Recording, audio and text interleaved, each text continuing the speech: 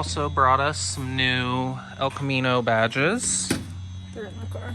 So thankfully it's got this little pocket right here where you can access underneath. And what are they, speed nuts? Yes, they're speed nuts. There's only 3 on it, or 4. Does it have self-tappers holding that panel on or something? The whole panel. Look at the back tail panel. All self-tappers. Oh, yep. I'm assuming they just didn't have like small enough screws when they put it together. So Yeah. He also, I noticed, I went through the stuff that he brought and brought us 2 mirrors.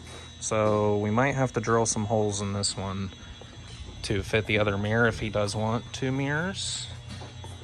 So we'll just template that, drill the holes, and then touch up the spots around the holes. But Nikki is going to start buffing on this. as soon as I get the emblems out. Yep. So hopefully we can get this tailgate looking nice. Probably should have re-cleared that. It's pretty dry.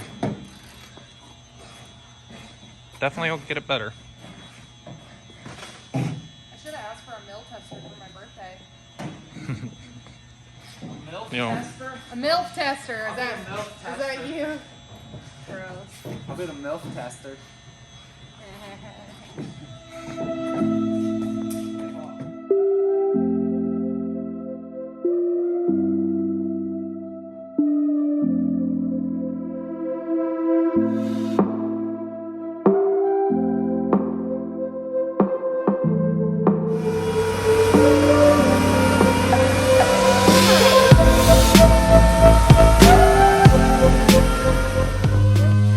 So this is 3000 grit. So that's what Nikki's doing over there. So this is wet sanding, and this will take the top layer of impurities out. We did a very light wet sand of the stuff I just painted, just to match the texture that it has. So it's pretty smooth. So Nikki went, did 1500 by hand on all this stuff, but didn't quite glass it out. So she still left a very slight peel texture to it to match what we got.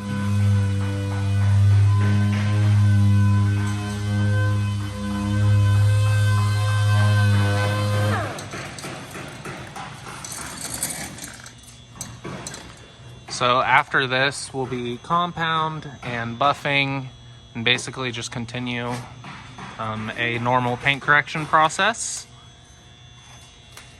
Some people would start out buffing now, but we've found that that 3000 really helps, number one, take out a lot of the scratches that you'd either be fighting a long time with cutting compound and a pad, or you can do less heat and hit it with 3000, and that helps a ton.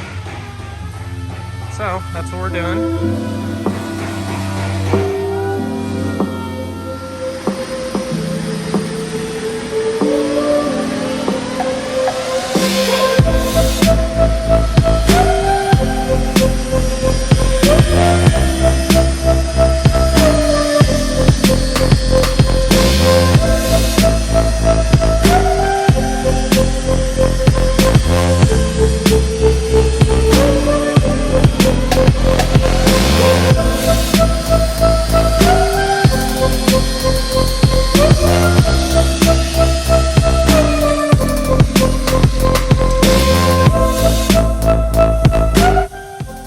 Got a slight texture, exactly what we want.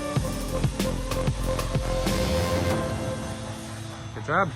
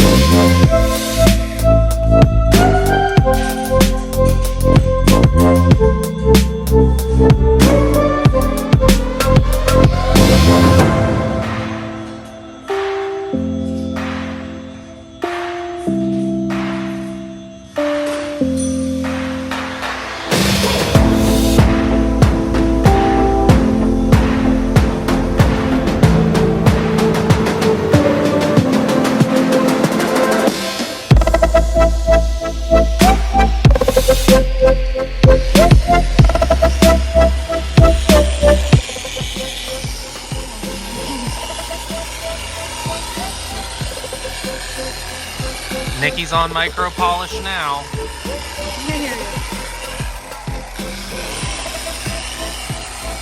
So as you can see, that pad's moving around a lot.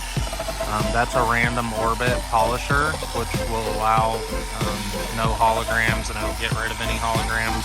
It's not the best for defect removal, so if you use those only, then you'll have a hard time getting out scratches. But they're great for finishing. So, Nikki has her rotary polisher that she's doing the last stage of polish. And then one stage of micro polish with the random orbit, and that's all you need.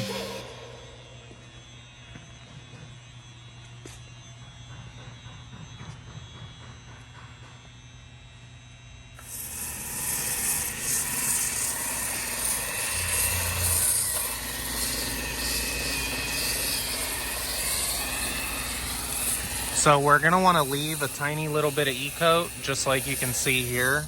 So that's how we know we're not digging into this 20 gauge metal, which you'd really have to try hard to, but still better safe than sorry. So after we get all the old paint stripped off this thing, for the most part, pretty much down to that consistency is the goal, then we'll hit the whole thing with 80 grit and get all the rest of the remaining paint off the car. In here, like all the inside pockets and under where the side skirt goes, we probably won't strip any of that because the paint is adhered fine. There's really nothing wrong with it. The only reason I'm really doing this to the outside is because of how many times it's been stripped or been painted. So I really can't trust putting our paint over top of this and wanting to get the best finish that we can get. So we're gonna start fresh, just like we do them all.